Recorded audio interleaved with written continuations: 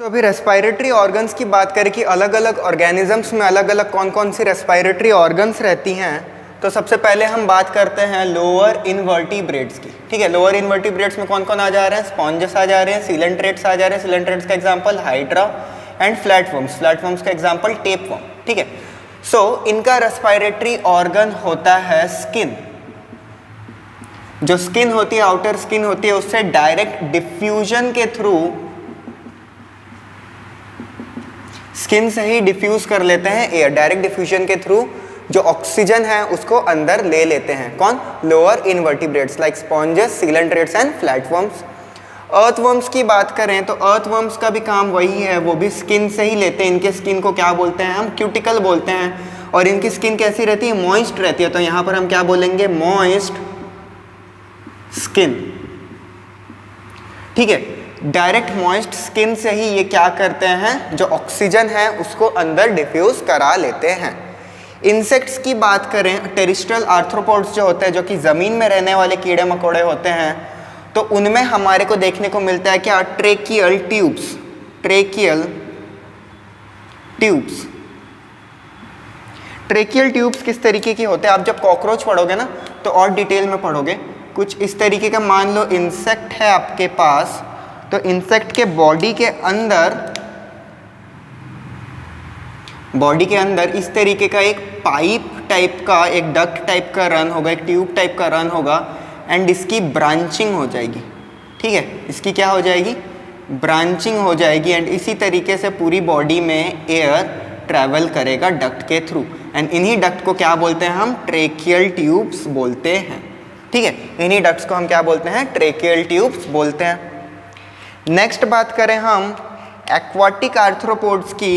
Aquatic arthropods, mollusc and fishes की। तो आपको पता है कि इनका रेस्पिरेटरी ऑर्गन क्या रहता है? गिल्स। गिल्स से ये क्या करते हैं? रेस्पिरेशन करते हैं। आगे बात करें बर्ड्स की, रेप्टाइल्स की, मैमल्स की एंड एम्फीबियंस की। ठीक है, birds, reptiles, mammals and amphibians, ये किससे रेस्पिरेशन करते हैं? ये रेस्पिरेशन करते हैं वाया लंग्स। ठीक है, इनके पास क्या होता है रेस्पिरेशन के लिए? लंग्स होता है।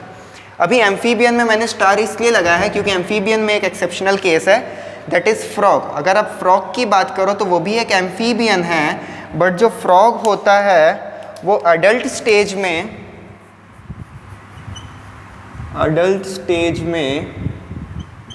क्या करता है? लंग्स और स्किन दोनों से रेस्पिरेशन करता है। Lungs and skin.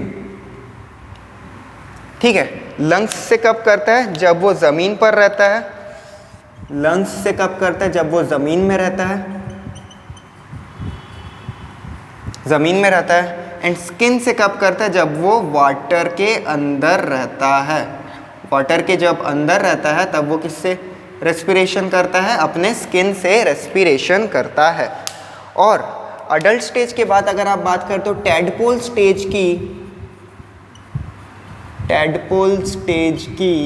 तो टैडपोल स्टेज में जो फ्रॉग होता है उसके पास क्या होता है? गिल्स। टैडपोल के पास क्या होती है? गिल्स।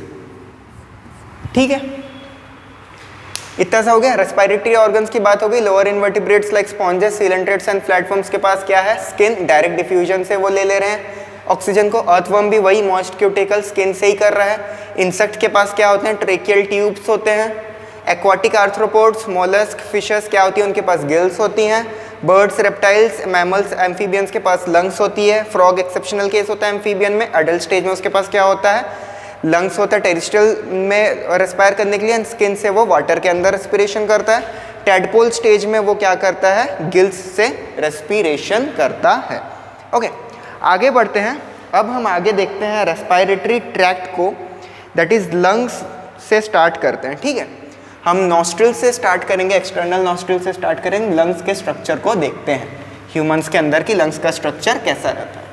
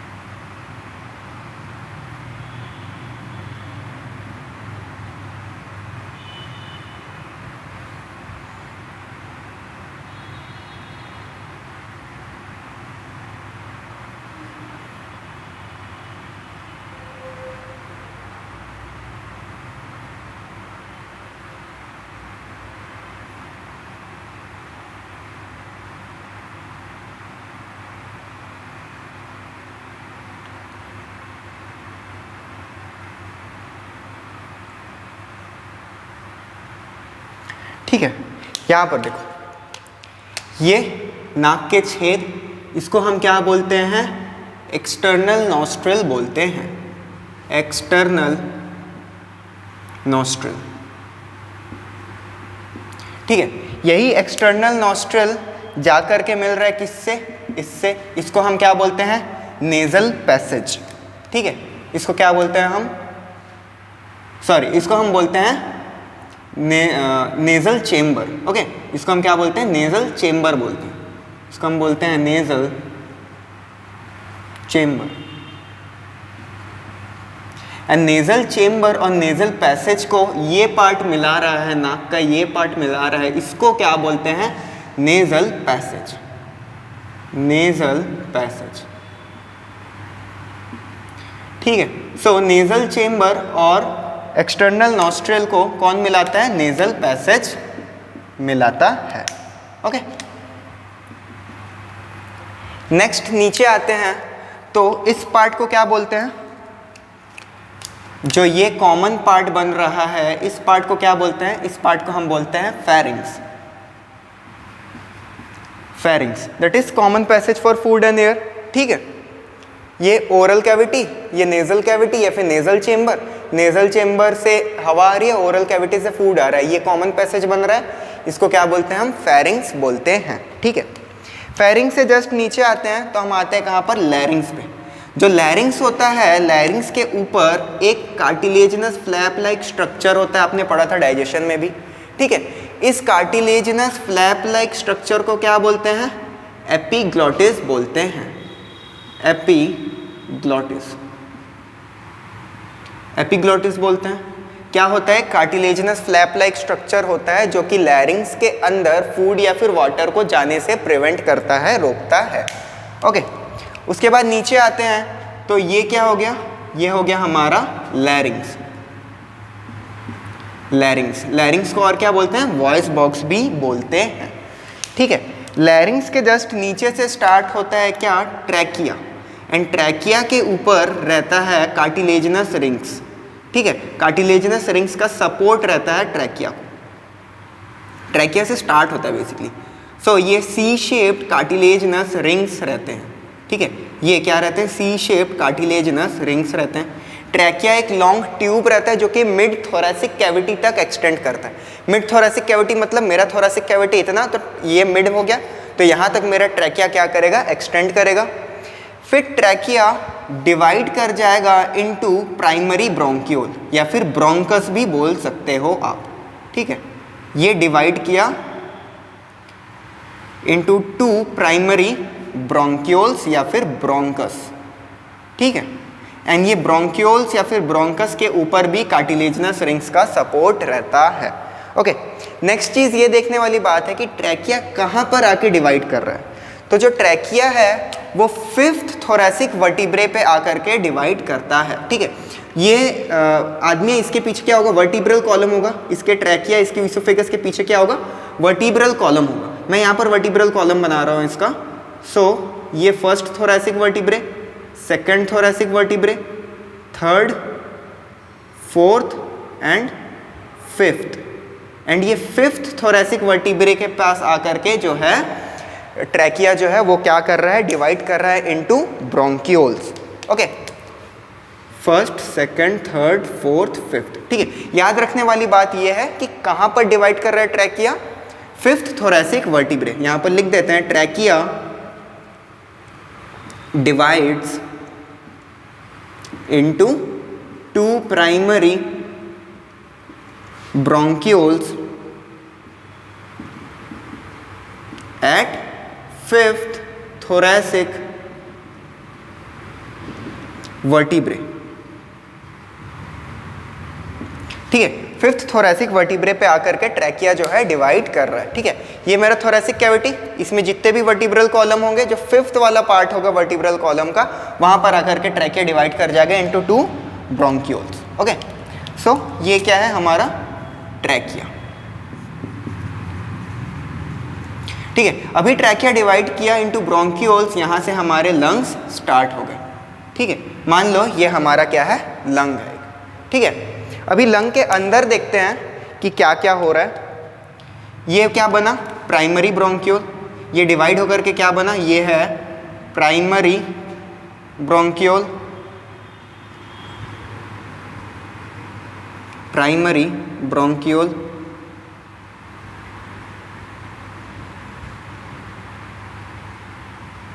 ठीक है, अभी प्राइमरी ब्रोंक्यूल जो है वो डिवाइड करेगा इनटू सेकेंडरी ब्रोंक्यूल्स,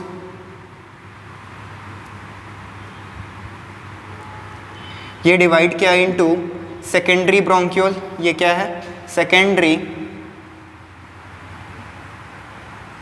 ब्रोंक्यूल।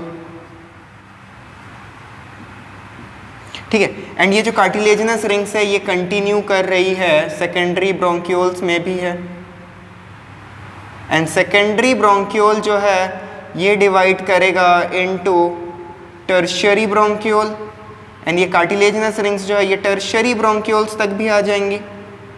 ठीक है, ये क्या बना, tertiary bronchiole, secondary bronchiole divide हुआ दो में, क्या बना, टर्शियरी ब्रोंक्यूल। ठीक है, ये क्या है, टर्शियरी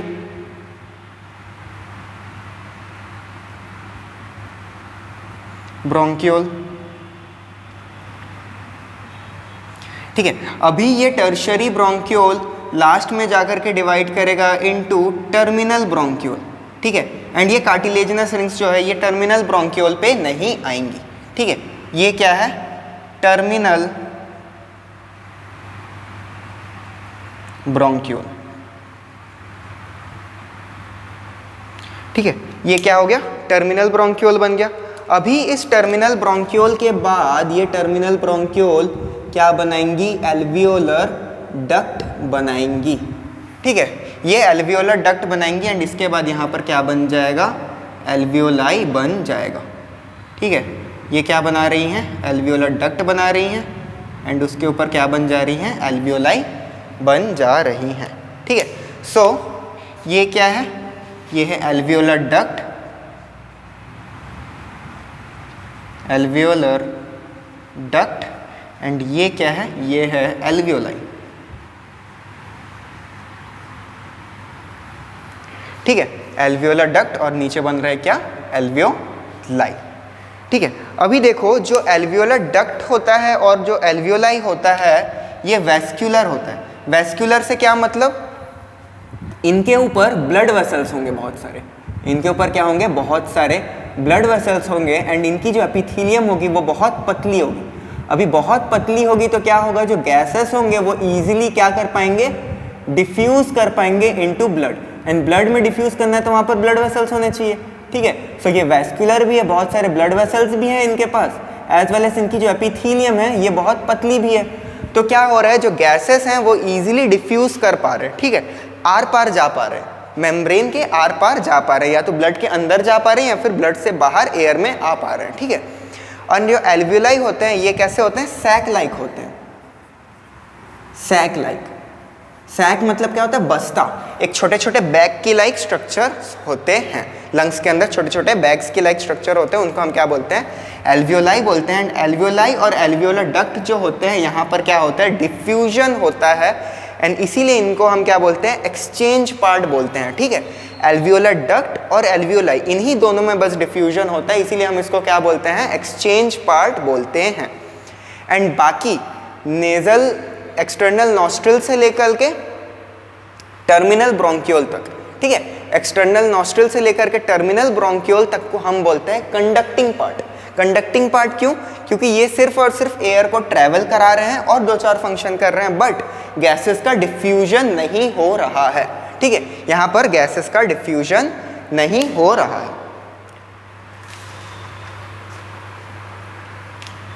ठीक है, आगे देखते हैं, एक एक करके सबके फंक्शंस को देखते हैं। ठीक है, सबसे पहले एक्सटर्नल नॉस्ट्रिल,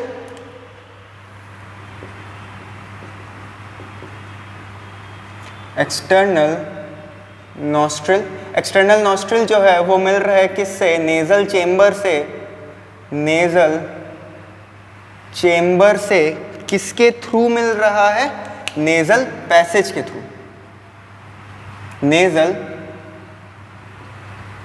पैसेज के थ्रू। ठीक है, एक्सटर्नल नॉस्ट्रिल जो है वो नेजल चेम्बर से, एक्सटर्नल नॉस्ट्रिल जो है यहाँ पर ये नेजल चेम्बर से मिल रहा है किसके थ्रू, नेजल पैसेज के थ्रू, ठीक है।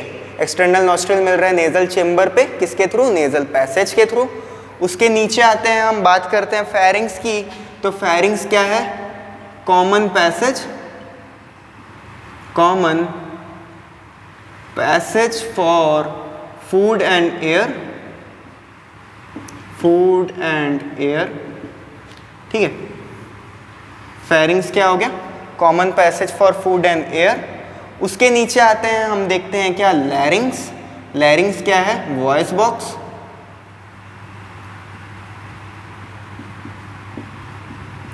वॉइस बॉक्स भी बोलते हैं लैरिंग्स को। यहाँ पर हमने एपिग्लॉटिस को भी देख लिया। एपिग्लॉटिस क्या है, cartilaginous flap like structure, cartilaginous flap like structure, epiglottis, ठीक है। उसके नीचे आते हैं, उसके नीचे हमारे को देखने को मिल रहा है क्या, ट्रैकिया। ट्रैकिया जो है वो एक्सटेंड करता है, x tends till mid thorax, mid thorax, thorax भी बोल सकते हो, थोरैसिक कैविटी भी बोल सकते हो, ठीक है। X tends till mid thorax and divides into primary bronchioles, into two primary bronchioles at fifth thoracic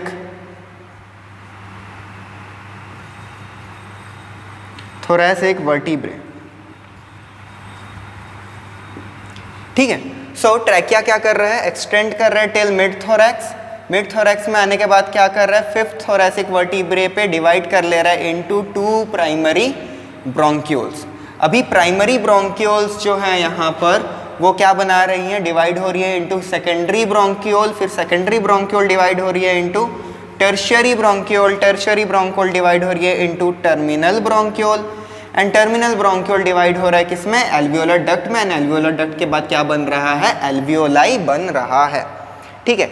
एक बात देखने वाली और है कि यहाँ पर ट्रैकिया, उसके बाद प्राइमरी ब्रोंक्यूल,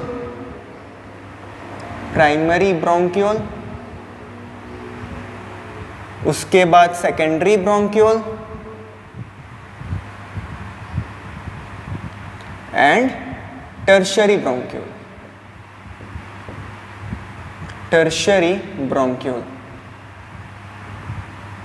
ठीक है।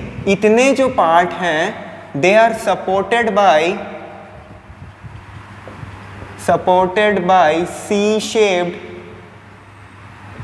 C-shaped incomplete cartilaginous rings, incomplete cartilaginous rings, ठीक है। जो ट्रैकिया है, प्राइमरी ब्रोंक्यूल है, सेकेंडरी ब्रोंक्यूल है एंड टर्शियरी ब्रोंक्यूल है। ये चार कंडक्टिंग पार्ट क्या करते हैं, ये सपोर्टेड रहते हैं, इनको सपोर्ट करता है कौन, C-shaped कार्टिलेजिनस रिंग्स, ठीक है।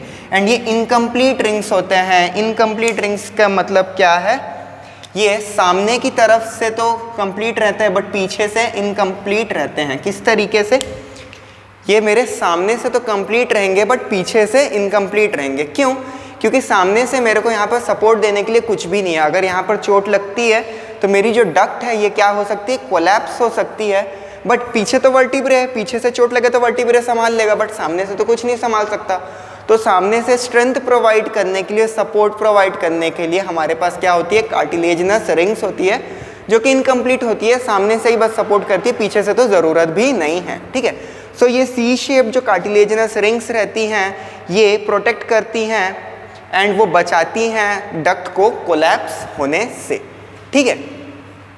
अभी आप देख रहे हो कि एक्सटर्नल नोस्ट्रिल से लेकर के टर्मिनल ब्रोंक्यूल तक को हम क्या बोल रहे हैं, कंडक्टिंग पार्ट बोल रहे हैं, ठीक है। सो कंडक्टिंग पार्ट का फंक्शन देखते हैं, उसके बाद एक्सचेंज पार्ट का फंक्शन देखते हैं, क्योंकि एल्वियोलर डक्ट और एल्वियोलाई को हम क्या बोलते हैं, एक्सचेंज पार्ट बोलते हैं। ओके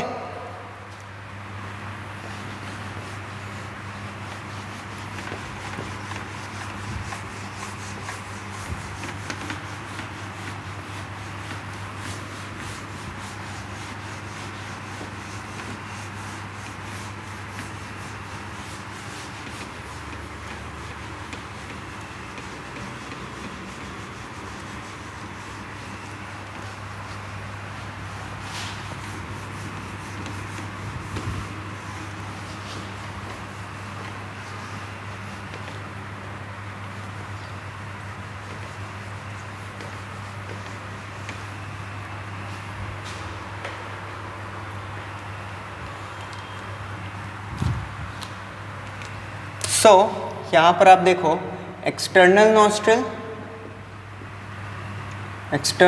नॉस्ट्रिल, नेजल पैसेज, ठीक है, ये हो गया नेजल कैविटी, उसके बाद फेरिंग्स, फिर आता है लैरिंग्स, ट्रैकिया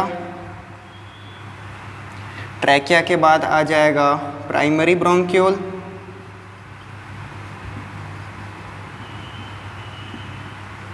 और ब्रोंकस,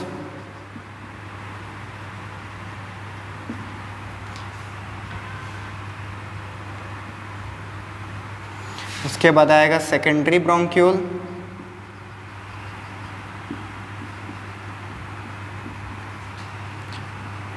फिर आएगा टर्शियरी ब्रोंक्यूल,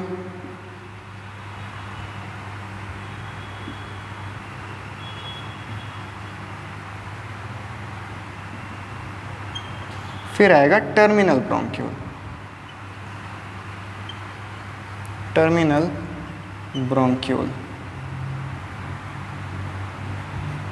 ठीक है, इतने से को हम क्या बोलते हैं, कंडक्टिंग पार्ट बोलते हैं। ठीक है, ये एक्सटर्नल ब्रोंक्यूल से लेकर के टर्मिनल ब्रोंक्यूल तक को हम क्या बोलते हैं, कंडक्टिंग पार्ट बोलते हैं, कंडक्टिंग पार्ट। एंड ये कंडक्टिंग पार्ट का फंक्शन क्या होता है, सबसे पहला फंक्शन ट्रांसपोर्ट के लिए पैसेज देते हैं, ट्रांसपोर्ट पैसेज। ठीक है, ट्रांसपोर्ट के लिए पैसेज प्रोवाइड करते हैं, रास्ता प्रोवाइड करते हैं। सेकंड क्या कर रहे हैं, क्लैरिफिकेशन कर रहे हैं, क्लैरिफिकेशन ऑफ एयर। एयर में अगर कोई भी फॉरेन पार्टिकल्स है, डस्ट पार्टिकल्स है, बैक्टीरियाज हैं, तो ये क्या हो रही है, कंडक्टिंग पार्ट में कहीं ना कहीं जाकर के चिपक जा रही हैं, अटक जा रही हैं। ठीक है, उसके बाद और क्या कर रहा है, humidification of air, humidification of air. ठीक है, एयर में वाटर वेपर ऐड कर रहा है तो ह्यूमिडिफाई हो रहा है, जिससे कि हमारे लंग्स सूख नहीं रहे हैं। ठीक है, एंड एक और काम कर रहा है, ब्रिंग्स एक्सटर्नल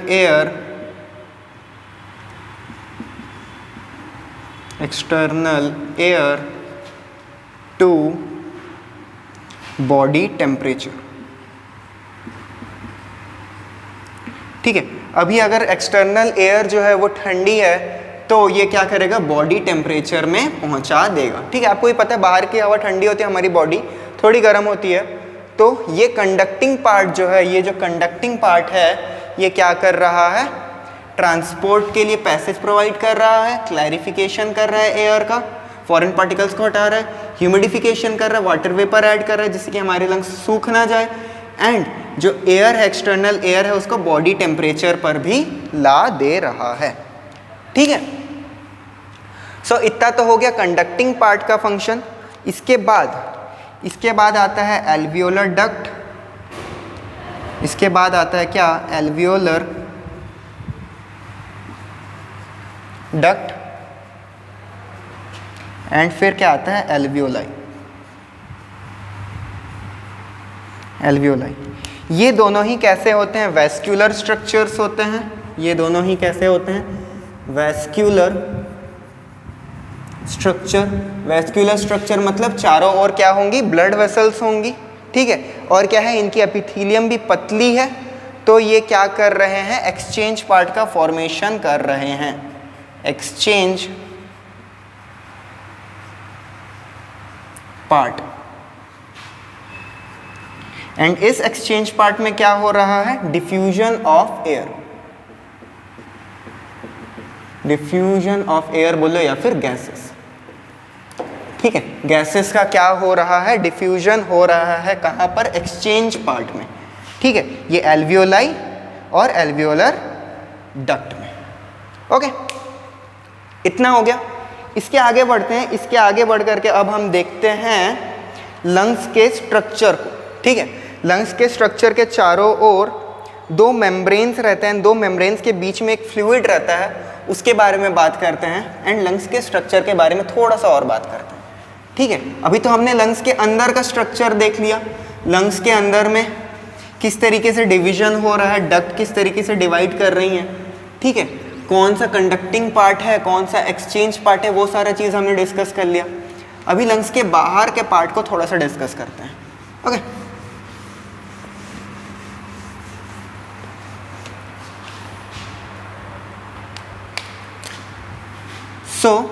ये क्या है? ट्रैकिया, ठीक है। कहाँ पर डिवाइड करता है? फिफ्थ थोरैसिक वर्टिब्रे में आकर के डिवाइड करेगा। लो, डिवाइड कर गया। डिवाइड करने के बाद क्या बनाएगा? ये प्राइमरी ब्रोंक्यूल बनाया। अभी प्राइमरी ब्रोंक्यूल बनाया तो इसके ऊपर क्या आ जाएगा? लंग्स आ जाएगा, ठीक है। ये लंग्स आ गया।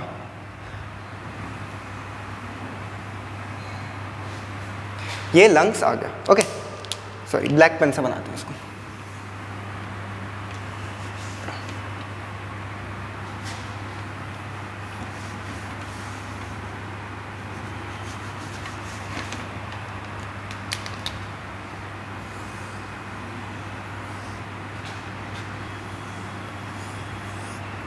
ठीक है, ये लंग्स आ गया।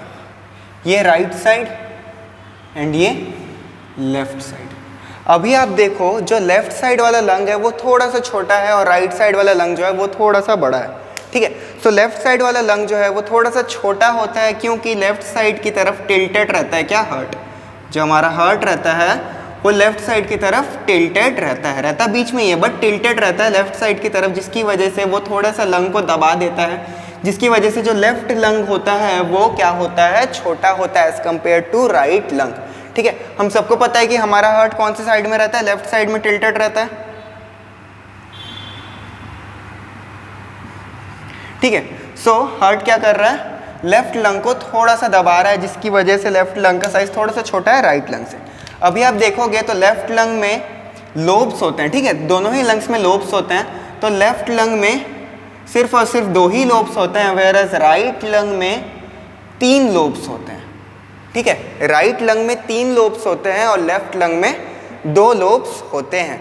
तो हमारे लंग्स में टोटल कितने लोब्स हो गए? 5 लोब्स हो गए, ठीक है। क्वेश्चन पूछा तो बन सकता है इसमें से।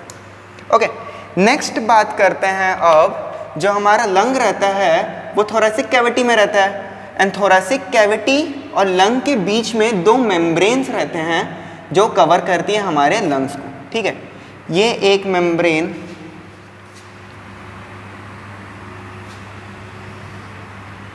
एंड ये दूसरा मेम्ब्रेन,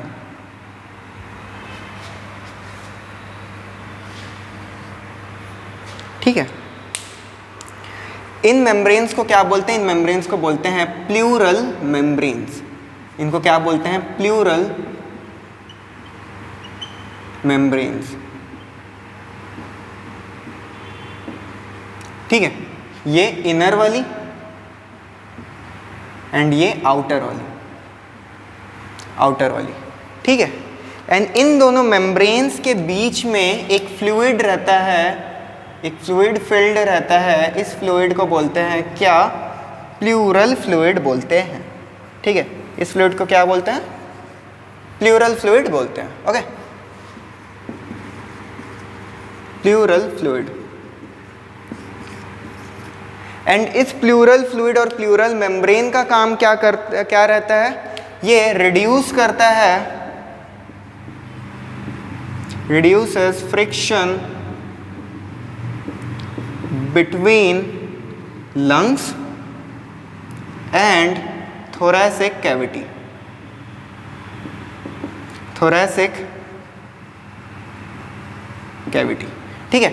लंग्स और थोरैसिक कैविटी के बीच में जो फ्रिक्शन होगा, क्योंकि लंग्स तो कॉन्ट्रैक्ट करेगा, रिलैक्स करेगा, एंड अब ये मूवमेंट करेगा तो फ्रिक्शन भी होगा between thoracic cavity and lungs.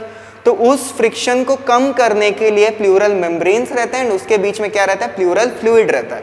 सो उससे क्या होता है, लंग्स और थोरैसिक कैविटी के बीच में जो फ्रिक्शन होता है वो कम हो जाता है। दूसरी बात, इनर प्लूरल मेम्ब्रेन लंग्स के कांटेक्ट में रहता है, आउटर प्लूरल मेम्ब्रेन जो है वो थोरैसिक कैविटी के कांटेक्ट में रहता है, ठीक है। अभी इसके बाहर क्या होगा, थोरैसिक कैविटी होगा, ये हमारे रिब्स होंगे, ठीक है। इस तरीके से कुछ रिब्स होंगे हमारे यहाँ पर, एंड रिब्स के ऊपर क्या होगा, मसल्स, ठीक है। रिब्स किससे जुड़े होंगे, मसल से जुड़े होंगे एक दूसरे से। ये इस तरीके से मसल्स रहते हैं, इंटरकोस्टल्स मसल्स रहते हैं, ठीक है। Inner intercostals muscle and external intercostal muscles, ठीक है। इनके बारे में भी बात करेंगे। एंड ये जो लंग्स है ये बॉडी के कहाँ पर रहेगा, थोरैसिक कैविटी में रहेगा। थोरैसिक कैविटी के नीचे क्या रहता है, एब्डोमिनल कैविटी रहता है, तो इसके नीचे क्या रहेगा, एब्डोमिनल कैविटी रहेगा। एंड थोरैसिक कैविटी और एब्डोमिनल कैविटी को कौन अलग करता है, एक डोम शेप्ड स्ट्रक्चर होता है जिसको क्या बोलते हैं, डायाफ्राम, ठीक है, डायाफ्राम, डायाफ्राम।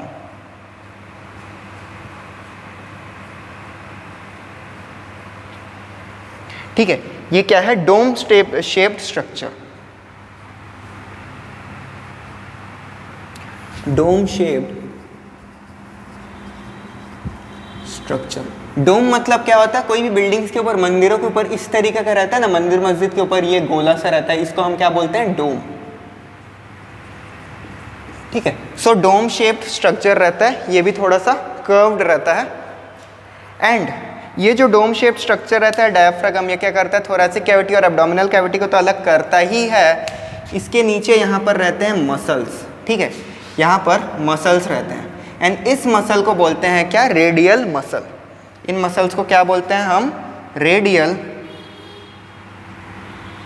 मसल्स। एंड जब ये मसल्स कॉन्ट्रैक्ट करती हैं तो ये जो इस तरीके का स्ट्रक्चर है ये नीचे की तरफ पुल होता है, नीचे की तरफ पुल होता है तो साथ में लंग्स को भी नीचे की तरफ खींचता है, लंग्स को भी नीचे की तरफ खींचेगा तो लंग्स का भी जो सरफेस एरिया है, वॉल्यूम है, वो बढ़ता है। एंड लंग्स का वॉल्यूम बढ़ता है तो एयर अंदर आता है। ये मसल्स भी काम करती है, ये मसल्स भी बाहर की तरफ फैलती हैं, खींचती हैं रिब्स को, तो लंग्स का वॉल्यूम भी कुछ इस तरीके से बढ़ता है, तो बाहर की तरफ और नीचे की तरफ बढ़ता है, जिससे कि लंग्स के अंदर एयर आती है, ठीक है।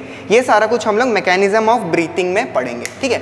सो इस लेक्चर के लिए इतना ही। इस लेक्चर में हमने देखा प्लूरल मेम्ब्रेन को देख लिया, इससे पहले हमने पूरे रेस्पिरेटरी ट्रैक्ट को देख लिया, और उससे पहले हमने समझा कि रेस्पिरेशन आफ्टर ऑल होता क्या है।